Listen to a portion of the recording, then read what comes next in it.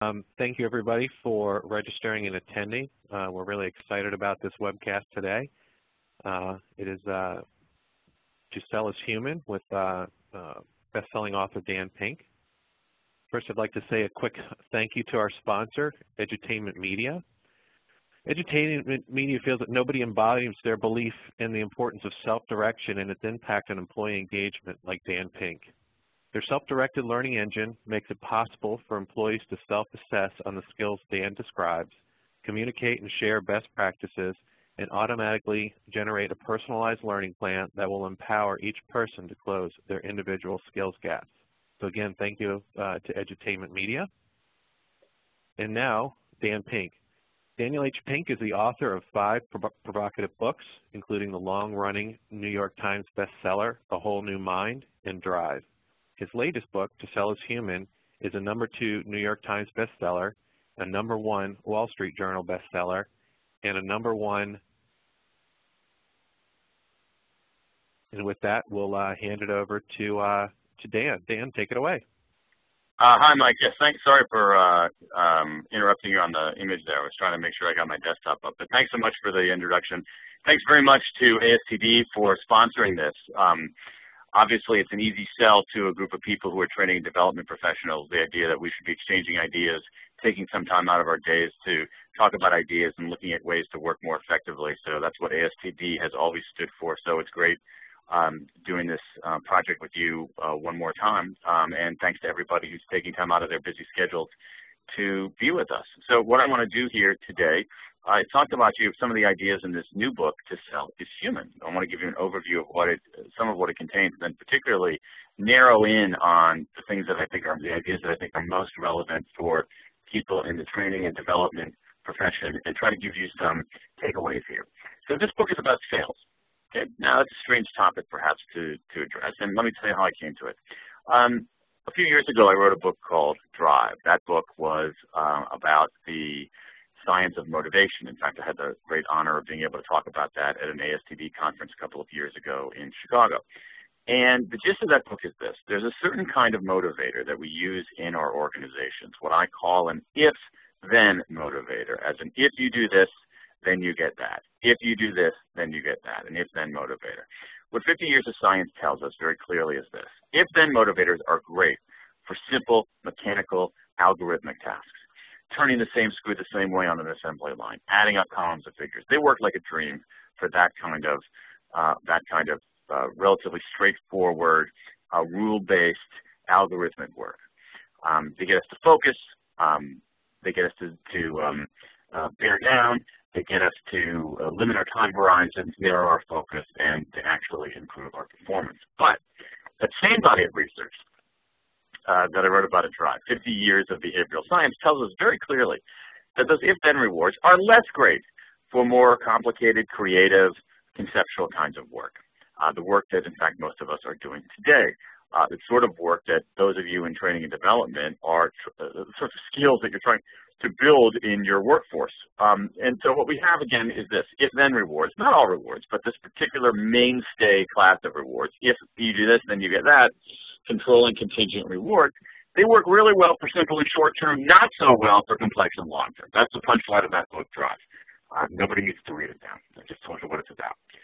But in response to that book, people said, okay, if this is right, or this is more right than wrong, what about sales? How do we compensate salespeople? We give them commissions. If you sell something, then you get paid. If you don't sell something, then you hit the brick, pal. And as Glenn Ross would tell us. And I thought it was an interesting question. I started looking into this world of sales, and I found, much to my surprise, that most of the books on the topic are pretty bad. And then when I started looking at the research on it, I found that there are actually not that many scholars who are studying sales. And I also found that most business schools don't teach it. We have plenty of sales training programs inside of firms. Many of you are involved in those kinds of things. But in our business schools, basically, our elite institutions for preparing tomorrow's leaders in commerce, they don't teach sales. And I found that kind of peculiar. So as I started doing some more research, I had a sense that sales had changed more in the last 10 years than in the previous 100. So I decided to devote a couple of years researching this fascinating topic of sales. So let me tell you what I found. Let's start here. We got a lot of salespeople in this country. We've got a lot of salespeople in this country. For some reason, my screen has frozen. I want to go to the next slide, but it's not letting me. I don't know what's going on here. I'm sorry, everybody. Let me try something else here. I'm so sorry about that. Well, I'll soldier on. It looks like my screen that I'm sharing with all of you around the world has frozen on me. So I will soldier on and try to figure this out. So here's what we got. We got a lot of people. Yeah. Dan, if I could just take a second, if you end the play of your keynote and just show the slides, maybe that would prevent the hang-up. Okay. Let me see something here for a second. Yeah, hold on. Let me just try one more thing here. Alrighty. So now, okay. And now you just need to share your application again. Yep. Okay. Oh, I see. Okay. It looks like, oh my God, Keynote crashed on me. That's what it looks like happened, guys. This is what happens when you use those Apple products. This is what people always say about Microsoft. So let me just soldier on here while I do this, because I think we can live without the beautiful, although it is a beautiful graph that I have here. So we're going to talk about sales here for a moment. We got a lot of people in this country who are in sales. We in fact have 1 in 9 people. Here we go. 1 in 9 people in the U.S. workforce are in sales. That is, their job is to get other people to buy stuff. They are selling Winnebagos. They are selling, let me just go back here. They are selling, are we back in action there, guys? Do you guys see that? We'll have a slight delay. I think you just have to share application again. Okay, let me try that again. Oh yeah, for those in the audience that are chatting. That's user error. That's user error. And now our screen is being synced. And for those in the audience that don't see Dan's screen, the American Workforce, there's a green tab in the top middle of your screen that says View Daniel Pink's application. And you can click on that, and Dan, you can continue. Okay, yeah, sorry about that, everyone. So and this is what you've been waiting for, this beautiful chart in scarlet and gray, the colors of Ohio State University. Here's what we got. We got 1 in 9 people in this country. They work in sales. Their job is to get people to buy stuff. They're selling Winnebagos. They're selling computer systems. They're selling aircraft parts. That's their job. They get other people to buy stuff. But I had a hunch about the other 8 and 9. I had a hunch that these people were also kind of sort of in sales, that these people were spending big parts of their time in something that was, again, kind of sort of like sales. I think that people in training are in a profession that's kind of sort of like sales. I think anybody in any kind of education is in a profession that's kind of sort of like sales. But to put some meat on the bones, I did a survey of about 7,000 adult full-time workers in the U.S. And I want to show you, I won't torture you with everything that we asked them. But let me show you one question that I asked them, because I think it really goes to something that has been hidden in the way that people work, what they actually do each day on the job. Here's a question. All right. You know what I'm going to do? We got some kind of problem here again. We asked the people the following question. I got another crash here, guys. I don't know what's going on. And Dan, I think if you just reset your screen and don't play Keynote. Yeah, let's do that. Okay, hold on. Now I just got to try to get out of this. Okay. And for some people in the audience had a issue with the audio line. The audio line sounds fine on the master. If the audio is not clear for you, there's a green tab in the top middle of your screen. You can hover over that and then click on the teleconference button, and you'll get a dial-in number and a unique attendee ID number. You can dial in your phone. We are going to make this work. I guarantee it. All righty. The amazing thing is that, you know, what usually happens here in these kinds of situations is that they say, oh, we should have had a rehearsal. But we had a rehearsal. So how about now? Can you guys see that? And you got it. Syncing up, and there we go. All right, so another victory for technology and progress over the forces of cynicism and despair. So what I will not do here is I will not put it in play mode. I'll just go through like this in hopes that people can see it. That way on the left-hand side you get a tantalizing preview of what's coming next. All right. So this is one of the questions we ask people in this survey of 7,000 adult full-time workers. Take a look at that.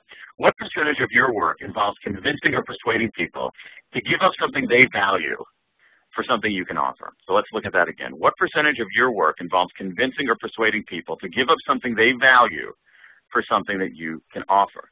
Now, this is sales, right? This is what people in sales do. They try to convince someone, you give up something, usually money, and I'll give you something in return. We make an exchange. Now, this is those sales with a twist, right? It's not, no money is changing hands in many cases. The cash register is not ringing, but it's sales with a twist. And I think I'd like people listening in to think about how much of their own work, what percentage of their own work involves this kind of activity, something I call non-sales selling. And what we found across the workforce was that the mean, the average that people gave was 41%. People spending 40% of their time, let's round it down to an even number, to a round number, but people spending 40% of their time on the job convincing, persuading people, essentially trying to move other people. Now, again, this is sales. It's sales with a twist. Again, no money is changing hands, the cash register is not ringing, and this exchange, this transaction, is not denominated in dollars. It's denominated, or pounds, or euros, or pesos. It's denominated in other units: attention, effort, energy, commitment. That's a lot of time, 40%. 40% of people's time on the job, on average, in something that I call non-sales selling. And my view is that if people in the training and development departments of large organizations look at their own work, this is what they do. We had a lot of people in this survey clustered way up around 80 or 90%, essentially saying, that's my job. And I think to some extent, that's the job of people who are in the learning departments, the training departments, the development departments of large organizations. So we go back to our pie chart here, and what do we get? We got 1 out of 9 people in the U.S. workforce in traditional sales, but then we've got 8 out of 9 people in this thing that I call non-sales selling. It's, you know, again, so we got the whole workforce at some level in this enterprise, all right? We got all these people down here are in sales, all these people are in sales, and so the obvious punchline of all of that is, like it or not, we're all in sales now. Like it or not, we're all in sales now. And this is something that I think has happened kind of under the radar in the last few years. If you look at some trends in the workplace, I think trainers and people in training and development are more acutely aware of this. But if you look at some of the big trends going on, that is, skills are becoming more elastic. So in some cases, sales is less of a discrete function and something that's spread throughout the workplace or throughout the workforce. You got more people running small operations, small businesses, and some of you independent trainers or entrepreneurs, you're selling all the time. You have a lot more small entrepreneurs. And then if you look at the fastest growing segment of the workforce, it is education and health services, what I call EdMed. And EdMed is all about changing people's behavior. It's all about selling in a non-sales sense. So like it or not, we're all in sales now. And here's the thing that's interesting. A lot of people don't like this at all. A lot of people don't like sales at all. They recoil at the very notion of this. If I were to say to the people on this call, hey, guess what? You just won the lottery, they would be pretty excited, I think. But if I were to say, as I just did, hey, guess what? You're in sales. Even if you're not in sales, you're in sales. A lot of people don't like that very much. Why? Sales has a very negative connotation. A very negative connotation. How negative?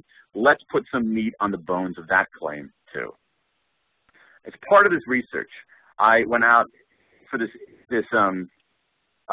survey, asked people the following question. When you think of sales or selling, what's the first word that comes to mind? What's the first word that comes to mind? Now, if you want, for kicks, you can offer up your word in the chat area. I'd love to see what some of your words are. What's the first word that comes to mind when you think of sales or selling? If people want to type some of those in right now, we'll see what they do. Pushy comes from Alexia. Money, oh my God, look at all these words coming out, I can't keep up. Slick, pushy, sleazy, slick, pressure, sleazy, aggressive, commission, sleazy, a lot of sleazies. Oily, sneaky, rejection, All right, fantastic. So, okay, snake oil, disingenuous, cheesy, used car salesman. Holy smokes, a lot of words coming in. All right, annoying, sleazy. We got a lot of people have sleazy on the mind in this group here. Manipulative. Okay, this is fantastic. So this is what I'm talking about here. This is a very common view of sales. Let me show you what I found in my own research of asking 7,000 people this question. And looks like on this chat, some salespeople's feelings are hurt here a little bit because of this negative view. So what I did is I got 7,000 words. Stacked them up. I took out the nouns and focused on the adjectives. Adjectives give us a sense of people's opinion. They give us a sense of people's emotion. All right, you have to basically have to take a point of view here. And so here are the top 25 adjectives. I took the top 25 adjectives that people offered in response to this question. The top 25 adjectives people offered in response to this question, and configured them as a word cloud. That is, with the size of the word reflecting how often people gave that answer. So here's what this word cloud, the top 25 adjectives in answer to this question. Take a look at that. It's amazing. You'll see right there, the first word in the chat was pushy, and that was the #1 word overall. All right, look at these words. 20 of them are negative. 5 of them are positive. So you have a 4-to-1 ratio of negative to positive sentiment, which is really remarkable. And the words are deeply negative. Imagine if you had your own company or your ASTD. What's the first word that you think of when you think of ASTD? Slimy, annoying, smarmy, aggressive. I mean, it's very, very, very negative. Very negative words. You even have people offering interjections. And what's curious is that in our own little mini survey there, you had people offering interjections. Things like ugh, ick, yuck. So this is the common view of sales. It's very, very deeply held, and I'm convinced it's entirely outdated. Entirely outdated, that our capacity to do better at work depends in large part on our getting past this view, which I think is a relic. Let me tell you what I mean by that. Most of what we know about sales, and indeed much sales training itself until very, very recently, most of what we know about sales comes from a world of information asymmetry, where the seller always had more information than the buyer. All right? When the seller has more information than the buyer, the seller can rip you off. Right? When the seller has more information than the buyer, when the buyer doesn't have many choices, when the buyer doesn't have a way to talk back, the seller can really rip you off. This word cloud here, let me go back to it for a second, to me is less about sales per se than about the conditions in which sales have long taken place. It's about the conditions of information asymmetry. When there's an asymmetrical relationship between seller and buyer, when sellers know a lot more, they can be pushy, smarmy, slimy, and dishonest. All right? So information asymmetry defined the relationship between sellers and buyers for a very long time. But in the last few years, that information asymmetry, so a world of information asymmetry, just to be clear, a world of information asymmetry where buyers don't have a lot of choices, are at a huge information disadvantage, and don't have any way to talk back, that's a world of buyer beware. This is why we have the principle of buyer beware, information asymmetry. But here's the thing, that information asymmetry that we've grown so accustomed to, that is the soil in which our views about sales have grown, that information asymmetry is disappearing. We are more and more in a world, not everywhere in every market and every kind of encounter, but we are increasingly in a world of information parity, where buyers have as much information as sellers in many cases. So this is a big deal. We've gone from a world where buyers have not many choices, not much information, and no way to talk back, to a world where they've got lots of choices, lots of information, and all kinds of ways to talk back. That's a very different world. And a good example of this, a few people in our little mini survey here mentioned cars. Cars are the perfect example when they think of sales. It's amazing how many Americans especially associate the whole concept of sales with automobiles. And think about buying a car 20 years ago. If you went to buy a car 20 years ago, you went to buy a Toyota Camry 20 years ago, that Toyota dealer is going to know a lot more about cars, a lot more about Toyotas, a lot more about Camrys than you ever can. Buyer beware. But that's not the way it is now. I mean, if anybody on this call has ever bought a car recently, you can go into that car dealer and have as much information about cars as that car dealer has. Perhaps as much information about Toyotas, even as much information about Camrys as the car dealer.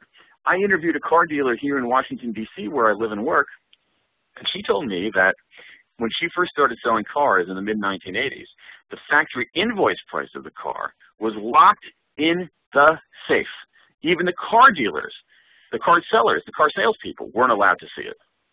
Now, your Aunt Gladys in Sheboygan, Wisconsin can walk into a car dealer with the invoice price of the car. That's a very different world. This world where buyers have lots of choices, lots of information, and lots of ways to talk back is a world of seller beware. Now, the sellers are on notice, and this is true in a whole range of things that aren't even sales per se. If you look at interviewing for a job, you go in to interview for a job, and the prospective employer tells you, oh, we've got a great culture, everybody loves each other. You can verify that by going on Glassdoor and saying, well, what do people actually in the company say about that? Is it really as collegial and humane and development-centered as the hiring manager is trying to persuade it to?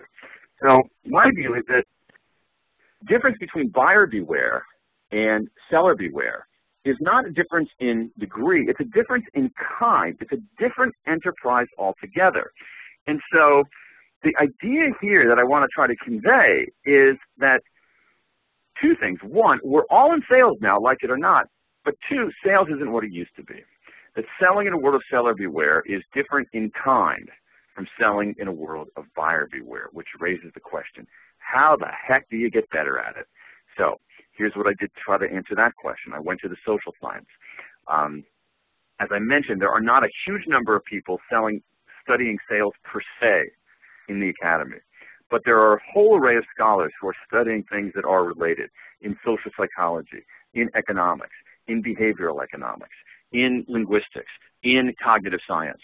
And if you go wide enough and deep enough into this research, you can begin to assemble some of the really solidly evidence-based ways that we can get better at moving other people in a world of seller beware. So let me tell you about what I found, because I think that you guys are in a really, really interesting spot here in that you can work both sides of the transaction. That is, you can use some of these principles in your own work, but you can also help teach other people these principles too and increase their efficacy and their learning. So what I did in the research is I identified three qualities that the social science tells us are essential in effectively moving other people. All right? So three qualities. They describe to us how to be. All right? They're qualities. They're kind of the foundational qualities in being able to be effective in this world of where we're all in sales, but sales isn't what it used to be. They describe how to be. So, and I did it as homage to this guy, Alec Baldwin, okay? So he's a trainer. In this famous scene in Glengarry Glen Ross, he is a sales trainer. He's doing some training and development here at a place called Mitch and Murray, where he's trying to scare and train these sad sack real estate salesmen into doing better. And he introduces to them the ABCs of selling. He pulls down that chalkboard and says, A always, B, C closing, always be closing, always be closing, always be closing. This is the classic old school predator approach to sales. A, B, C, always be closing. This view of sales, in my mind, is outdated in a world where buyers have lots of information, lots of choices, and lots of ways to talk back. It's profoundly ineffective, and those of you who are in sales training, understand that very clearly. But what it allows us to do is yield a different way to think about how to be effective in a world of sales. It yields the new ABCs, which are attunement, buoyancy, and clarity. Attunement, buoyancy, and clarity. A, attunement, B, buoyancy, C, clarity. Attunement, buoyancy, and clarity. Let me tell you what these are. These are the three foundational qualities. Let me go give you a quick summary of each of them. And then I want to go a little bit deeper on attunement, because I think it's really interesting and really relevant for what all of you do. So here we go. Attunement. Attunement is perspective taking. Can you take someone else's perspective? Can you get out of your own head and understand the world, what someone else is thinking? Hugely important in leadership, hugely important in any form of influence, persuasion, and selling, hugely important in teaching. We'll come back to that in a moment. Buoyancy, be buoyancy. Buoyancy. I interviewed a salesman in San Francisco, one of the last Fuller Brush men in America, and he said, the hardest part about being in sales is that every day you face an ocean of rejection. An ocean of rejection. Buoyancy is how do you stay afloat in that ocean of rejection. And again, the science teaches us some interesting techniques. What do you do before an encounter to remain buoyant? Or to sort of begin with buoyancy? What do you do during an encounter to stay buoyant? What do you do after an encounter? Some interesting research from Marty Seligman at Penn showing that one of the best predictors of success is people's explanatory style. That is how they explain failure. So those are the ABC. Oh, and then clarity. See, we live in a world awash in information. So being able to access information doesn't give you any kind of comparative advantage.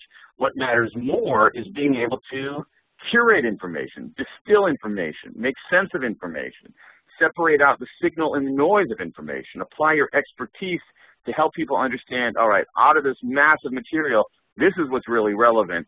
The rest of it isn't as central.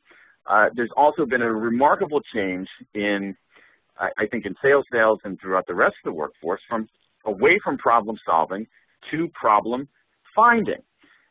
If you're in sales and your customer or your prospect knows precisely what its problem is, they can probably find a solution without you. Where you're more valuable, so you're not that valuable to them. Where you're more valuable is if they don't know what their problem is or they're wrong about their problem. And so the premium has shifted from problem solving as a skill to problem finding. Can you identify problems people don't realize that they have? Can you look down the road 1 beat, 2 beats, 3 beats and identify problems that are about to emerge that they haven't confronted yet? So those are the ABCs. A, attunement, B, buoyancy, C, clarity. Let's spend a little bit of time talking about attunement because I think, again, it's deeply relevant to what you're doing and yields some really, really practical, tactical takeaways both for yourself and for your students. So now, let me explain to you how social psychologists measure this concept of attunement or perspective taking. And you can actually kind of sort of play along with me on this. Here's what they do. They put people into an experimental setting, and they ask them this question. First, identify your dominant hand. So I'd like all of you to just think about which is your dominant hand. Then, with your dominant hand, snap your fingers 5 times very quickly. All right? Now, with your dominant hand, take your forefinger, and on your forehead, draw a capital E. Okay? Now, it's a little bit weird doing this in a webinar, but you'll see the point here. So when we put people into experimental settings and have them do this, there are 2 possible ways they can draw the E. And they actually give people erasable markers for this. So you have to, unfortunately, have to look at 2 pictures of me here. But I can draw the E the way I did on the left, or I can draw it the way I did on the right. Now, these are 2 very different ways. In the one on the left, I'm drawing the E so that I'm taking my perspective. In the one on the right, I'm drawing the E so I'm taking your perspective. And this is a test, shockingly, of perspective taking. In a particular moment, what's your fallback? What's your instinct? What's your default? When you don't know what's going on and you're just asked to do this, what do you fall back on? And it turns out the majority of people actually take the other's perspective. But this ends up being deeply, easily manipulable. Let me explain to you what I mean by that. One of the most important things, I think, for people like you who are experts, or for those of you who are working with leaders, is this. What the research shows pretty clearly is that there is an inverse relationship between power and perspective taking.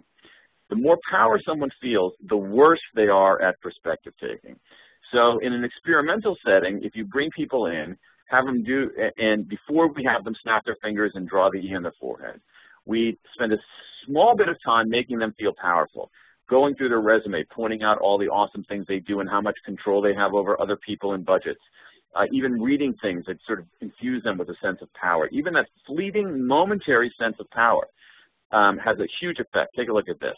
That when you do that, high-power participants in this one very famous experiment are 3 times as likely to draw, as low power participants, to draw a self-oriented E.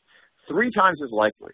That just feeling that sense of power makes you more likely to draw the E the way I've drawn it on the left than on the right. Taking my own perspective rather than your perspective. This is really powerful. What's going on here? Here's what they say.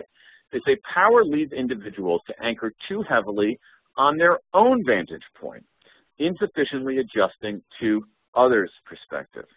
All right, what this means is that when we feel a sense of power, we sort of become deluded into thinking that it's our point of view that matters the most. Now, this is, I think, really important for those of you who are working with leaders, and I know some of you are involved in leadership development writ large. I'm convinced that one reason leaders go awry is that they draw the E the wrong way. They draw the E like I did on the left rather than on the right. Now, it makes some sense that leaders can't spend all of their time taking other people's perspective. Otherwise, they wouldn't get anything done. But in my view, one of the reasons that people leave jobs is they have a boss who draws the E the wrong way. They have a boss who doesn't take their perspective. And so for all of us, this relationship, and it's a fascinating relationship. It's essentially an inverse relationship between power and perspective taking. As power increases, perspective taking tends to degrade. If you look at high status people, they're not very good at taking others' perspectives. Low status people are very good at it. And so one of the things that's necessary here, one interesting, very practical, tactical tip that you can use in your own work, but also that you can impart to the people whom you're working with, is this strategy right here. Increase your power by reducing it. Here's what I mean by that. Suppose, God forbid, that I was Mike's boss, all right, and I wanted Mike to do something different or do something in a different way. That is, I'm trying to sell Mike on either a different way of doing things or different things to do. If I'm his boss, I can just simply tell him to do it. Hey, Mike, here's what we're doing now. You got to go do it. And Mike might go along because he doesn't want to lose his job. But he might go along somewhat grudgingly. But I'm going to probably be more persuasive I'm going to get more enduring change if I take this tack instead, which is to increase my power by reducing it. Here's what I mean. Suppose I go into that encounter, and instead of feeling powerful because I'm Mike's boss, because Mike reports to me, because I'm higher on the org chart, I actually make a conscious effort to lower my power a little bit. I say, well, you know what? Our ability as an organization to achieve our objectives depends a lot on Mike. Maybe in some level, we need Mike more than Mike needs us. Maybe my own ability as a boss to get my agenda executed depends a lot on Mike. And if Mike doesn't go along, my agenda's not going to be fulfilled.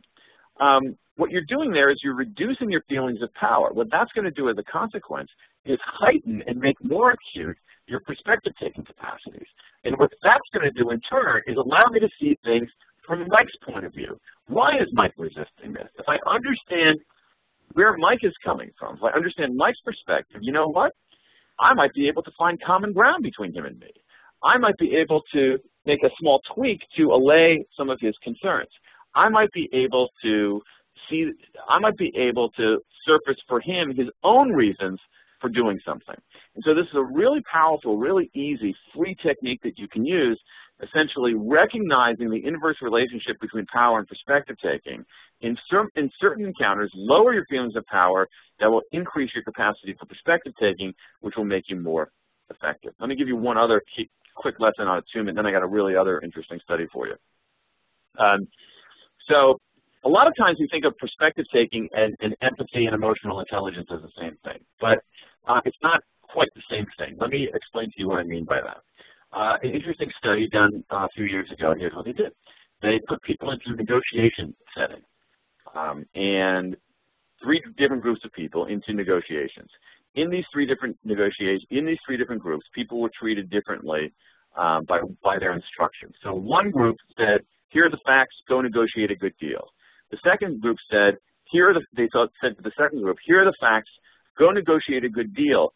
But as you do this, I want you to focus on what the other side is thinking. Imagine what the other side is thinking. Focus on their interests. Focus on their thoughts. Final group said, same thing, here's the facts, go and negotiate a good deal. But what I want you to do is focus, imagine what the other side is feeling. Focus on their emotions. Okay, so we've got one group that's just neutral, control group. One group that's directed to focus on thinking. The other side's thinking. What are they thinking? What are their thoughts? What are their interests? And another group, what are they feeling? What are their emotions? Which group did best? Well, a lot of us are rooting for the feeling group, but it was actually the thinking group that did a little bit better. Both groups did better than the control group because there's feeling and thinking are ways to get more information. But it turned out that the thinkers did a little bit better. And that yields a second lesson of attunement, which is this, which is to use your head as much as your heart. When we talk about something like attunement, we too often seem to dismiss it as kind of a soft skill. I hate that phrase. It's kind of a soft skill. But it ends up being actually very muscular, very hard-headed. It's really about understanding. It's a cognitive skill, an analytical skill that's really about understanding what someone has at stake, understanding their interests, understanding their thinking. So I hope that these two things, which again, I like them as interventions, I like them as training and development tools because they don't cost a cent and people can try them out, which is to increase your power by reducing it, and then also to use your head as much as your heart. And I think that'll enhance your capacities for attunement. Let me give you one other cool study and then a couple of takeaways. Let's talk about sales and introversion and extroversion. Right? It's pretty widely known that extroverts are better at sales. Extroverts, the research shows very clearly, are more likely to go into sales at the start. Extroverts are more likely to get hired at sales jobs. Extroverts are more likely to get promoted in sales jobs. The only wrinkle here is that when you look at the link between extroversion and sales performance, the link between the correlation between extroversion and sales performance is practically zero. So here's a really interesting study just completed over the summer by Adam Grant at the University of Pennsylvania. Here's what he did. He measured the introversion-extroversion scores of Salesforce at a software company. And then he followed their sales over the next 3 months. So we knew who the introverts were, who the extroverts were. Then he charted their sales over the next 3 months. So who sold more, introverts or extroverts? Think about what your answer might be. The answer is extroverts. Extroverts did a little bit better. Extroverts did a little bit better. And I see a question there. They use a different instrument than the MBTI for measuring introversion and extroversion. Social psychologists don't use the MBTI.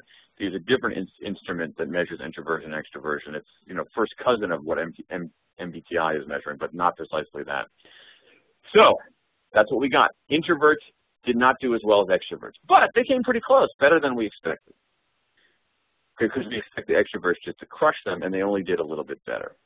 But here's where it gets really interesting. Neither group did nearly as well as a third group, the ambiverts. The ambiverts. They did, this is average revenue per hour. This is a huge increase.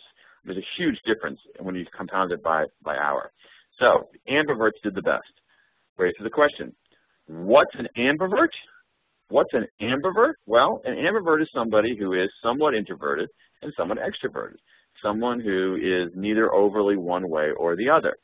And let me show you a chart that actually answers one of the other questions coming up in the chat, and it gives us some really keen insights. Here, Adam Grant at Penn plotted the introversion-extroversion scores against plotted the gross sales revenue against the introversion-extroversion scores. And here's what he found out. So if you see here on the vertical, when you see here on the vertical axis is gross revenue, on the horizontal axis is a spectrum of introversion and extroversion on a 1 to 7 scale. So 1 is extremely introverted, 7 is extremely extroverted. So what you see here is that the very strong introverts, first of all, there weren't many super strong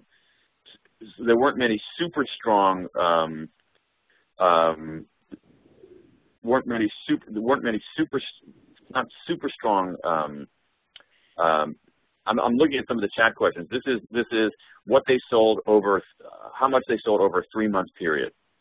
Okay, so it's gross revenue. It's not gross revenue per a time unit. It's gross, well, it is, I guess. It's gross revenue over the period that was measured. So the very strong introverts were almost not represented there. The strongest introvert was maybe a 1.4 on this 1 to 7 scale. And that person didn't do very well. They did the worst of anybody there. But I think what's interesting here is that when you look at the other end of the spectrum, the 7s, the people who are very strongly extroverted, they didn't do that much better. And these are the people we think are the naturals. These are the people who are getting higher, these high 6s and 7s. These are the people we think are the natural salespeople, but they didn't do much better. And this research explains something that I think is quite interesting. The very strong introverts didn't do very well at sales. Why? They don't talk enough. They don't strike up conversations. They don't pick up the phone. They weren't very good. Meanwhile, but the strong extroverts, they didn't do much better. Why? Because they came on too strong. They were the pushy people. They talked too much, listened too little. And the people who did the best are the people in the middle, who are the ambiverts. Why? They're more attuned. They know when to speak up. They know when to shut up. They know when to push. They know when to hold back.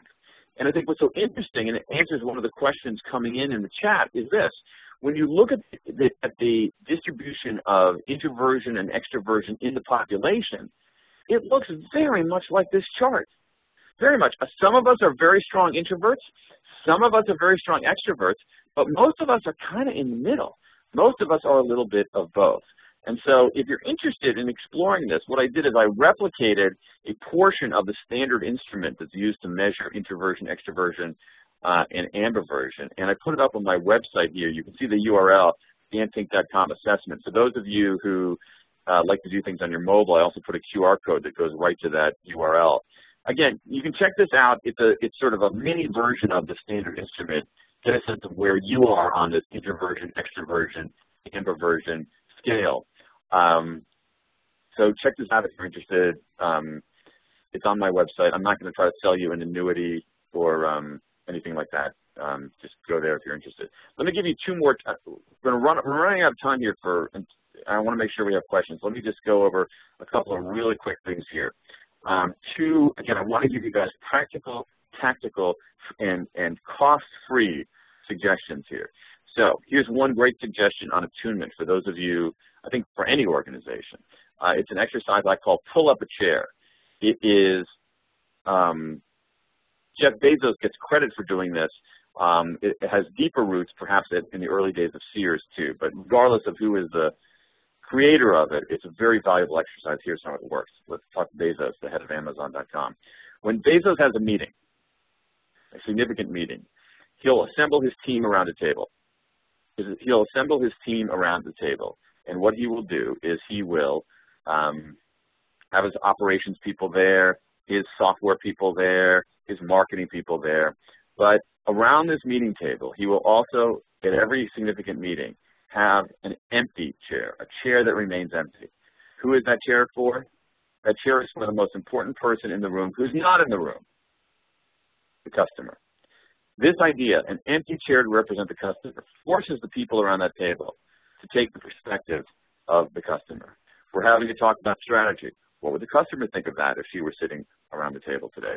We're having to talk about a conversation about pricing. What would the customer think about that if he were sitting around the table? We're having a discussion about how to change our fulfillment. What would the customer think of that? And so this very easy exercise, having an empty chair at significant meetings to represent your customer. If you're in a nonprofit, it could be whatever your most important stakeholder is. If you're in HR, it could be representing the employee. But having that empty chair is a very nice and, again, cost-free way to sharpen your attunement capability. There's another really interesting technique that I like. I call it social cartography. Most of us, attunement is not only at the individual level. It's not only me attuning myself to Mary or Fred. It is attuning myself to a group. And since so much work is in teams and so much kinds of persuasion is at the level of the team, I go into a group of people to make a presentation, and at some level, the group is going to decide, or someone within that group is going to decide. So I have to actually be more attuned to how people are working together. I call this social cartography. It's the ability to make a map in your head of social relationships. Now, I'm not a natural at this at all, but there's a technique that you can get better at this, and I call it an attunement map. And here's how it works. This is what it would look like at a meeting. So it's another easy technique that you can use. It doesn't cost anything. You can do it quietly at your next meeting. At your next meeting, what you can do is, it's basically a chart of what goes on at a meeting. So in this meeting, what you do is each person at this meeting, each of the 6 people at this meeting are represented by their initials. So you got JW, RM, SL, KC, WM, and AB. And every time somebody talks, you draw an X next to their name. Every time someone directs their comments to someone in particular, you draw an arrow from their name to the recipient's name. Okay? And so you look at this. So here's what this meeting looked like in Atlanta. And I think this is actually, now it's only one meeting, so you can't draw vast conclusions from any one encounter. But if this reflects the broader patterns in this group, I think it's pretty clear who the person of influence is here. I think, I don't know for sure, and I'd like to see more data on this, but if this is representative, I think it's AB. Think about that. Everybody's talking to AB. AB is doing some talking, but he or she isn't talking so much to one particular person, but kind of presenting his or her comments to the broader group, and a lot of people are talking to AB. You look at somebody like KC, a little bit left out, not saying a lot, not getting many direct comments.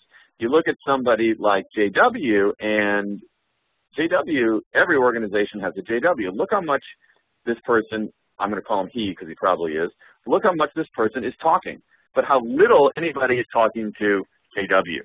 And so if you're looking for sort of lever points of influence inside of organizations, being able to sort of quickly draw a map like this, whether it's explicitly while you're sitting in a meeting or in your head, is very powerful in enhancing your persuasive capacities. Let me take 2 more minutes to wrap up and just leave you with one big idea here. So we've got these 3 qualities, the ABCs, attunement, buoyancy, and clarity. There's a whole array of social science that yields, as I said, some really, really powerful, interesting, practical, tactical tools to get better at it. On top of those 3 qualities are more tactical abilities, to pitch, to improvise, and to serve. How do you distill your message to its essence so that it engages people and leads to a conversation? Some fascinating research there showing that we should pitch more with questions, showing what makes an effective email subject line. Improvise. A lot of sales training traditionally has been taught where people have been taught to overcome objections. You memorize the objections, you memorize the scripts of how you overcome those objections. And I think there's some usefulness to that, but it's waning. And instead, the principles of improvisational theater, can you hear offers? Are you willing to say yes and?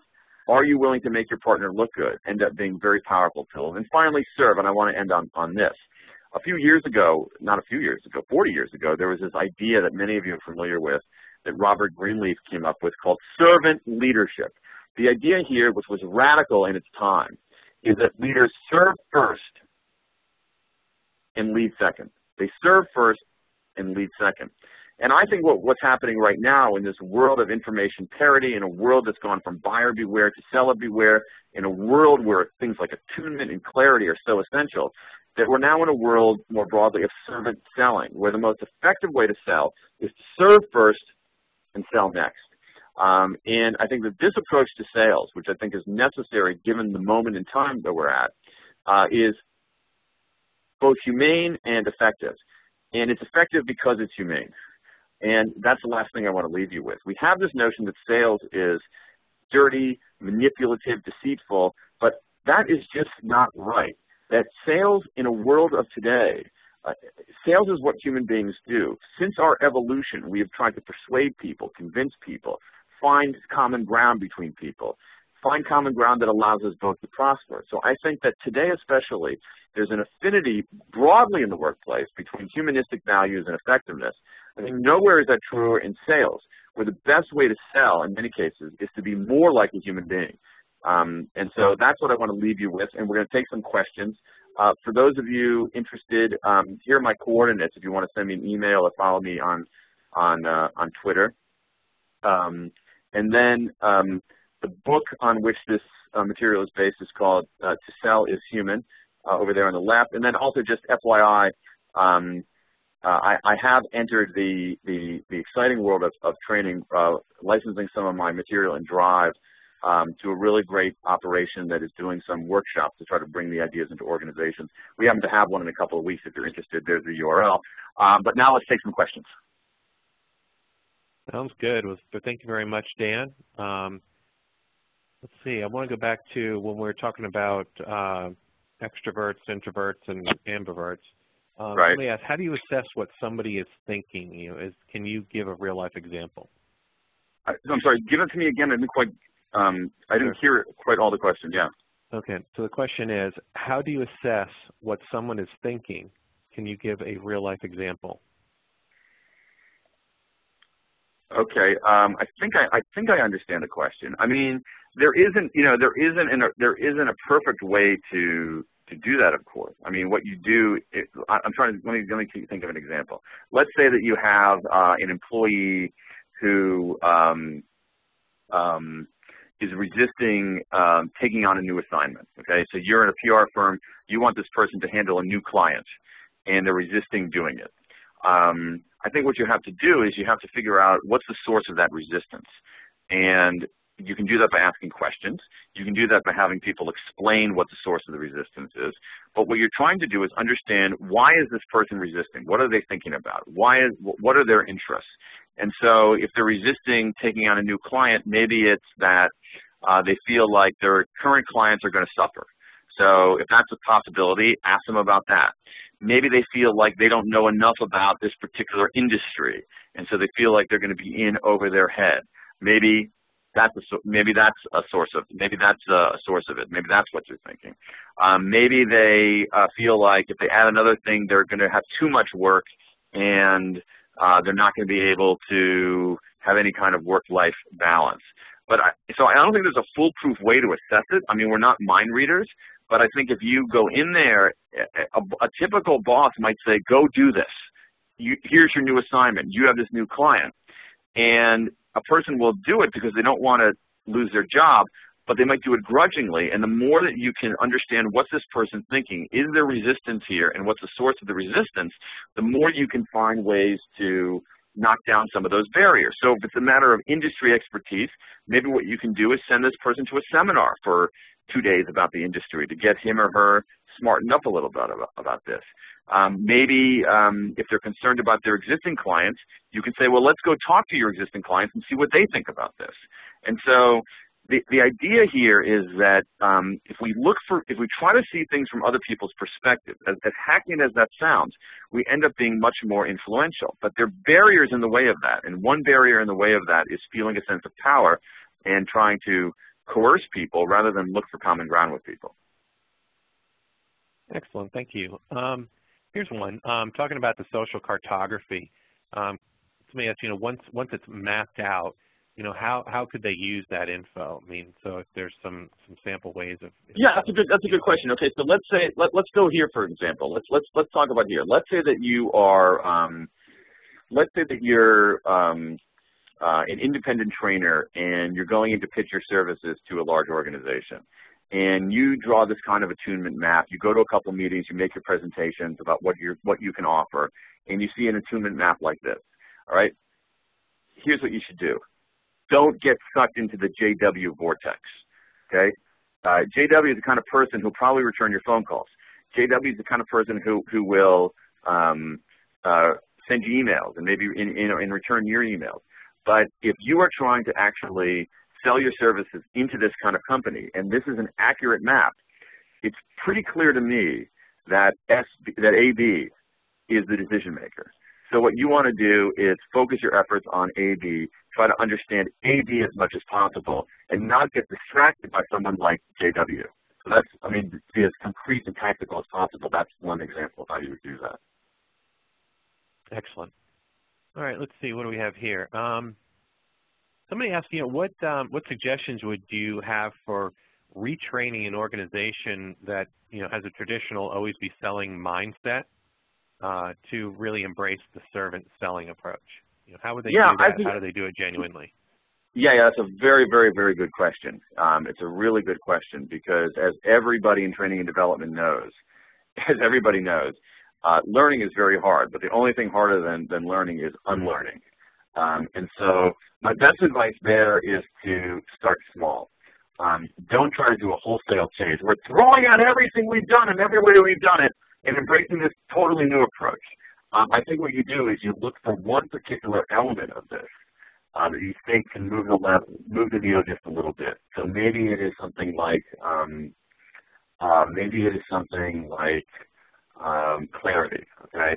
So maybe what we should be doing, maybe we find that it's going to be more lucrative to try to identify new problems rather than simply to sell solutions to current problems. And maybe what you do is you sit down with your top sales force and say, what are 4 questions we can ask our prospect to start surfacing problems that they don't realize that they have that might be better opportunities. So there, it's the kind of thing where, this is, I think, a really important point. That is, a lot of times, more broadly in organizations, you have organizations who perfectly execute what they're doing now and end up out of business because they have a perfectly executed plan for the wrong business. You see this in companies, say maybe, I don't want to be disrespectful, but companies like Kodak that did a pretty good job of selling film until film became irrelevant. And this is the same kind of fear this is the same kind of thing we have in those kind of organizations that have this old-fashioned approach that are selling their existing services in this very aggressive way, and it might work for this week and it might work for this quarter, but it might not work for the long haul. And if you understand, let's look at some ways to help people surface latent problems. That might be one small step that you can do. Let me be even more granular here. There's a very interesting technique from IDEO, from Toyota, called the 5 whys. And what you do is you ask somebody, what are you looking for? And then when they give you the answer, you say why. The answer to that question is why. And then when they give you the answer to that, you answer that question, why.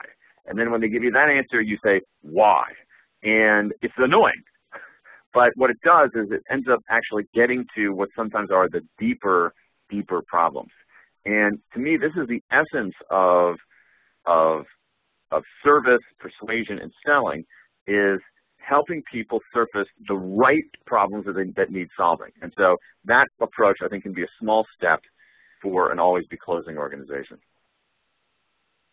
Excellent. Well, I think that about does it. I apologize we weren't able to get to all the questions, but I want to thank everyone for attending. I want to thank Edutainment Media as a sponsor, and really thank Dan for taking some very valuable time out of his day to share with us some insights on his latest book. So I encourage you to go after some of those links he had provided and take a look at what he might have to offer. Again, very big thanks to Dan. And with that, we'll wrap it up. Thanks for having me, Mike. It was great to be with you guys. Thanks for the great questions, and thanks for your time, too.